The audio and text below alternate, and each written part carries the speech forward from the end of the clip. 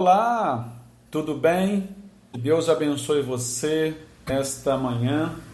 A palavra do Senhor nos diz em 1 Coríntios capítulo 3, verso 6: Eu plantei, Apolo regou, mas o crescimento vem do Senhor. Nosso tema de hoje é cooperadores do reino de Deus. Um grande técnico afirmou certa feita que a grande dificuldade de compor um time não é achar bons atletas, mas sim a tarefa mais difícil, disse ele, é fazer com que esses atletas joguem como equipe. Esta é a parte mais difícil. Paulo compõe o pensamento de que os crentes de Corinto estavam vivendo o processo gradativo de maturidade espiritual. Ele percebe que a maturidade e a carnalidade estavam dominando a vida dos crentes. E essa imaturidade tinha duas origens, basicamente. A imaturidade era consequência da falta de apetite espiritual, os crentes estavam morrendo de inanição espiritual, sem vigor. A dieta daqueles crentes era fraca e os tornava ainda mais deficientes e carnais, porque eles haviam deixado de viver em unidade e estavam formando partido dentro da igreja do Senhor Jesus Cristo. Meu Deus, como pode uma igreja cristã, ainda no primeiro século, vivendo na carnalidade? Ao ponto de Paulo dizer e chamá-los de carnais. Que Deus nos livre, em nosso tempo, de sermos chamados carnais pelo Espírito Santo de Deus. Imagine homens e mulheres da Igreja de Cristo dominados pela carne.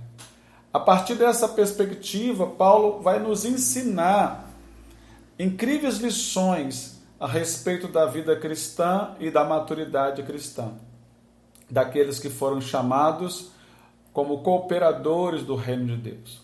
Paulo chama a atenção dos crentes de Corinto, isto serve para nós como exemplo, como lição, para que eles se esvaziassem de qualquer controvérsia que os conduzisse ao culto à personalidade.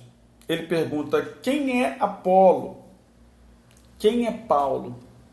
Tanto Paulo como Apolo eram servos de Deus. Eles foram chamados pela palavra para pregar a palavra àqueles irmãos.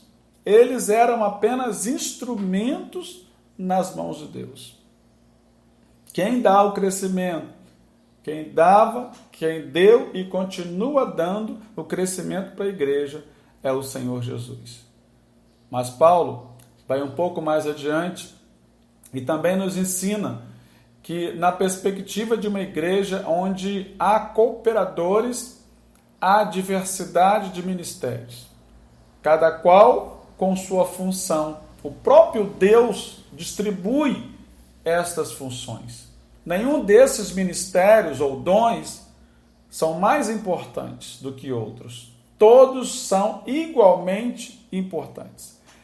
A vida e o crescimento da igreja são um milagre que só Deus pode realizar. Não precisamos fabricar crescimento, não precisamos inventar números. Se cada membro cooperar, Deus trará um crescimento natural. Por isso é que nós precisamos considerar ainda a interdependência dos ministérios na igreja. Nem Paulo, nem Apolo, nem Pedro, nem qualquer outra pessoa estavam competindo na igreja entre si. Ao contrário, cada um estava fazendo o seu trabalho sobre o senhorio de Cristo. Plantar e regar são tarefas vitais no reino de Deus. Cada parte depende da outra.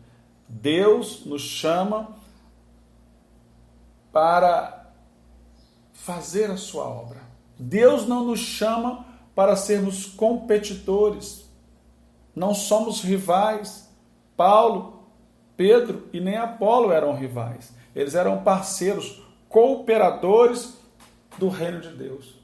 O próprio apóstolo Paulo, no capítulo 4 de 1 Coríntios, verso 6, ele diz assim: estas coisas, irmãos, apliquei figuradamente a mim mesmo e a Apolo, por vossa causa, para que por nosso exemplo aprendais isso. Não ultrapasseis o que está escrito, a fim de que ninguém se ensoberbeça a favor de um e em detrimento de outro.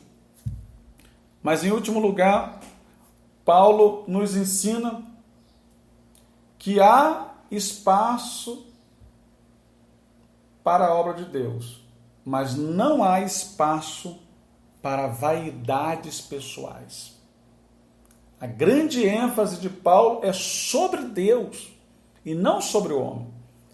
Quando a igreja começa a colocar o seu foco no homem, imediatamente ela demonstra imaturidade espiritual. Pois Paulo diz: ora, o que planta e o que rega são um, e cada um receberá o seu galardão segundo o seu próprio trabalho. E para concluir, tenha em mente o privilégio de ser um cooperador no reino de Deus. Infelizmente, muitos membros, muitos líderes da Igreja do Senhor Jesus se exaltam por exercer qualquer função de primazia. Porém, nós vimos que Paulo repreende os crentes que insistem em andar desta forma, em viver a partir de partidos dentro do corpo de Cristo. O corpo de Cristo não está dividido, todos os membros são importantes, cada qual com a sua função. Que Deus abençoe a sua vida, um beijo enorme no seu coração.